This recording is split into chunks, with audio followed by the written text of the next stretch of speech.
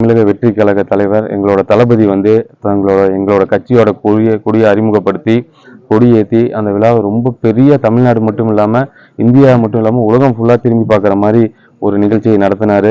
அவரை தொடர்ந்து ஒவ்வொரு மாவட்டத்திலையும் தமிழக வெற்றி கழகத்தை வலுவாக்கும் பொருட்டு ஒவ்வொரு பகுதியிலையும் கொடியேற்றத்தை தொடங்கியிருக்கோம்.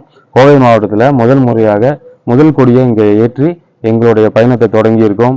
இன்னும் வந்து பொது இடங்களில் பல இடங்களில் ஏற்றருக்கு அரசு அதிகாரிகள்கிட்ட எங்கள் தளபதி சொன்ன மாதிரியே நாங்கள் வந்து அவங்ககிட்ட ரிக்வஸ்ட் பண்ணியிருக்கோம். அவங்க கூடிய சீக்கிரம் எங்களுக்கு அனுமதி கொடுப்பாங்க. அதை தொடர்ந்து எல்லா பொது இடங்களிலும் எங்களுடைய தமிழக வெற்றி கழக கொடி பறக்க விடப்படும் என்பதை தெரிவித்துக் கொள்கிறேன்.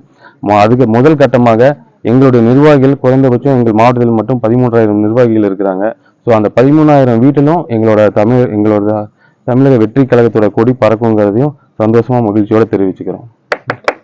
எங்கள் தளபதி சொன்ன மாதிரி எங்கள் கொடியை வந்து இனிமேல் எங்கள் பகுதியில் ஏற்றும் போது அந்த கொடியை வந்து ஒரு முஸ்லீம், ஒரு ஹிந்து, ஒரு கிறிஸ்டின் 3 மதங்களை சேர்ந்தவர்களும் கொடி பிடிச்சி ஏற்றுவோங்கிறதையும் இந்த நேரத்தில் தெரிவிச்சுக்கிறேன். எங்களுக்கு சமூக நீதியை உண்மையாலும் தமிழக கொண்டு வர போகிறது தமிழக வெற்றி கழகம் தான்.